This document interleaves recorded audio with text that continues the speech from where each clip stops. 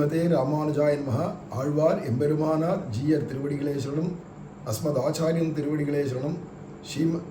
ஸ்ரீசைலேச தயாபாத்திரம் தீபக்தியாதி குணார்ணவம் யதீந்திர பிரமணம் வந்தே ரம்யஜா மாதரமணிம் ஸ்ரீமத் கிருஷ்ண சமாஹ்வாய நமோ யாமுனசூனவே எற்கட்டாட்சைக்க லட்சாணாம் சுலபஸ்ரீதர சதா மன்வீர்காளிங்கே மணவாள மாமுனிவன் பொன்னடியாம் செங்கமல போதுகளை உன்னிச் சிரத்தாலே தீண்டில் அமானவனம் நம்மை கரத்தாலே தீண்டல் கடன்.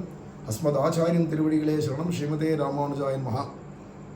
இந்த திருப்பாவினுடைய 6வது பாசுரம், புள்ளும் சிலம்பினகான் புள்ளரையன் கோவில் வெள்ளை வெளிசெங்கின் பேரரவம் கேட்டிலையோ அப்படிங்கிறதான இந்த பாசுரத்துக்கு சுவாமி பெரியவாச்சான்களுடையதான வியாக்கியானம் 3000 படி. இந்த 3000 படி வியாக்கியானத்தில் அதில் ஹரி என்ற பேரரவம் கேட்டிலையோ அப்படி என்ற இடத்துக்கு வியாக்கியானம் பண்ணுறார் சுவாமி பெரியவாச்சான் பிள்ளை. இந்த ஹரி என்ற அப்படிங்கிறது என்னுடையதான எல்லா விதமான பாபங்களையும் பகவத் அனுபவ விரோதிகள் என்னென்ன உண்டோ, பகவத் கைங்கரியத்துக்கு வர விரோதிகள் எது உண்டோ அதெல்லாம் நீ போக்கியருளணும் அப்படின்னு சொல்றதா ஹரின்றதுக்கு அர்த்தமா. இப்போ ஹரிநாமன் சொல்றது அப்படிங்கிறது ஹரின்னா ஹரிக்கிறவன் அர்த்தம். எல்லாத்தையும் பொசிக்கப்படுறவன், எல்லாத்தையுமே ஹரிக்கிறவன், அபகரிக்கிறவன், எல்லாத்தையும் தான் எடுத்துட்டுருவான். நம்மக்கிட்ட இருக்கிற வேண்டாதெல்லாம் தான் எடுத்துட்டுருவான் அப்படின்னு இருக்கு. அப்படிங்கிறச்சே எல்லாத்தையும் இல்லைன்னு பண்ணக்கூடிய எம்பெருமான் எதை இல்லைன்னு பண்ணுவான்னா ஹரி என்கையாவது. ஹரின்னு இங்கே சொல்றதுக்கு அர்த்தம் என்ன அப்படின்னா ஹரிர் ஹரதி பாப்பானி என்கிறபடியே பகவத் அனுபவ விரோதிகளை போக்கியருள வேணும் என்கை. பகவானை பார்த்து எனக்கு பகவானே உன்னுடையதான அனுபவம் எனக்கு கிடைக்கிறதுக்கோ, உன் கைங்கரியங்கள்லாம் கிடைக்கிறதுக்கோ, அல்லது உன்னை திருவடியை அடையிறதுக்கோ எதெல்லாம் விரோதிகளாக இருக்கோ என்னுடைய பாபங்கள் போன்றவைகள்லாம் அதை நீயே ஹரிக்கணும். அதான் ஹரிர் ஹரதி பாபானி அப்படின்ற ஸ்லோகம் நம்ம நித்திய அனுசந்தானத்தில் வச்சுருக்கோம். அப்போ அந்த ஹரிநாமம் எதிராக சொல்கிறதுனால நமக்கு வரக்கூடிய விரோதிகளை ஹரிக்கணும் அப்படின்னு சொல்கிறார். சரி, இது ஒருத்தர் யாரோ சொல்கிறா அப்படின்னு இல்லாத, ஒருத்தர் காலங்கத்தால் 3 மணிக்கே எழுந்து ஒரு பாகவதர் எழுந்து உட்காந்து சொல்கிறாருன்னு வச்சுப்போம். ஊரே பாகவதாளாக இருக்காரா என்ன பண்ணணும்? ஒருத்தர் சொல்கிறதோட இல்லாத எல்லாருக்கும் ஒருத்தான கர்த்தவியம் அனுஷ்டானம். இல்லை ஒருத்தர் சொல்லிட்டாருன்னா பொழுது விடிஞ்சிருத்து போல இருக்கேன்னு பட்டுன்னு வாரி சொல்லிட்டு அடுத்தவா ஹரி, இன்னொருத்தர் ஹரி ஹரி ஹரின்னு எல்லாரும் ஒரே சமயத்தில் கார்த்தால் எழுந்து அத்தனை பேரும் உச்சைஸ்வரேணைய பிராதகான்னு உச்சைஸ்வரத்தில் கத்தி சொல்ல ஆரம்பிச்சானா அது பேரரவமாக போய்டும் இல்லையா, பேர் இறைச்சலாக போய்டும் இல்லையா. இங்கே பேரரவம் அப்படிங்கிற இடத்துக்கு சொல்றார், 5 லட்சம் கூடியிலும் இந்த துவனியே யாயிருக்கை எல்லாரும் பிரபுத்தரான காலமாகையாலே ஒருவர் சொல்லும் அளவன்றிக்கே எல்லாரும் சொல்லுகை. பொழுது விடிஞ்சதுனால எல்லாரும் உணர்ந்து அத்தனை பேரும் சொல்றா. 5 லட்சம் பேர் இருக்காளாம். இங்கே ஸ்ரீவில்லிபுத்தூர்ல அப்படி இருந்திருக்கா போல இருக்கு.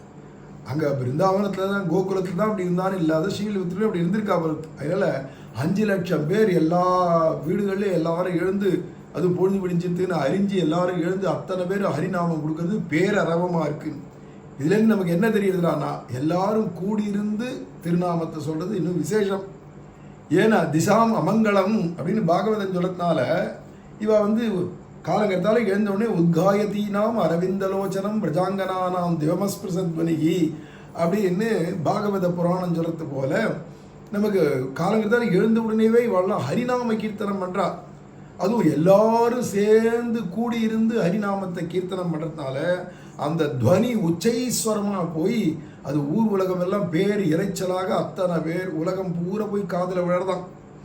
யார் யாருக்கெல்லாம் காதில் விழுதோ, எந்தெந்த திக்குகளுக்கெல்லாம் அந்த நாமம் போய் பரவித்தோ அங்கே இருக்கிற அமங்கலங்கள்லாம் போய் எல்லாருக்கும் சர்வ மங்களங்களும் ஏற்படுத்துறது இவா சொல்கிற நாமம். அப்படிங்கிறதுனால சுவாமி அழகுமனவாள பெருமாள் நாயனார் சாதிக்கிறது போல பேரரவம்ன்றதுனால எல்லாரும் சேர்ந்து காலங்கத்தால ஹரிநாமம் சொல்றா அப்படின்னா. அப்போ ஹரிநாமம் சொல்லிச்சே ஸ்ரீ வைஷ்ணவாளோட அல்லது லோகாயதர்களோட நாஸ்திகரோட விரோதம் இல்லாத எல்லாரும் கார்த்தால எழுந்த உடனே செய்ய வேண்டியது ஹரி ஹரி ஹரின்னு சொல்லிட்டு தான் படுக்கையிலேருந்தே எழுந்துக்கணும் அப்படிங்கிறது விதிக்கப்படுறது. அப்படிங்கச்சே அவள் ஸ்ரீ வைஷ்ணவாளுக்கு கர்த்தவியம். மற்றவாளே சொல்லி ஆகணும்னா அப்புறம் ஸ்ரீ வைஷ்ணவம் எப்படி ஏகாதசி வெறும் வைஷ்ணவா மட்டும்தான் ஏகாதசி அனுஷ்டிக்கணும்னு சொல்லலை. ஜீவ மாத்திரம்னுட்டதுனால தேவர்களும் அனுஷ்டிக்கணும், திரியக்குகளும் அனுஷ்டிக்கணும், தாவரங்களும் அனுஷ்டிக்கணும், மனுஷாலும் அனுஷ்டிக்கணும், பேய் பிசாசுகளாக இருந்தால் கூட அதுவும் அனுஷ்டிக்கணும். அப்படிங்கச்சு எந்த யோனியில் இருக்கிற எல்லா ஜீவர்களுக்கும் எப்படி ஏகாதசி விதிக்கப்பட்டிருக்கோ அதை மாதிரி காத்தால எழுந்துக்கச்சவே நாமம் சொல்லணும், ஹரிநாமம் சொல்லணும்னா இது எல்லாருக்கும் விதிக்கப்பட்டது.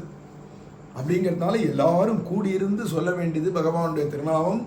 அப்படி சொன்னோமானா அந்த ஹரிநாமமே நமக்கு எல்லா விதமான பாவங்களையும் பொசிக்கணும். பகவான்கிட்ட அவனை அடையிறதுக்கோ அவனுடையதான கைங்கரியத்துக்கோ அனுபவிக்கிறதுக்கோ எல்லாத்துக்கும் வர விரோதிகளை போக்கிடும் அப்படின்னு இங்கே வியாக்கியானம் பண்றார் ரொம்ப அற்புதமா. ஸ்ரீமதே ராமானுஜாய நமஹ. ஆழ்வார் எம்பெருமானார் ஜீயர் திருவடிகளே சரணம். அஸ்மத் ஆச்சாரியம் திருவடிகளே சரணம். ஸ்ரீமதே ராமானுஜாய நமஹ.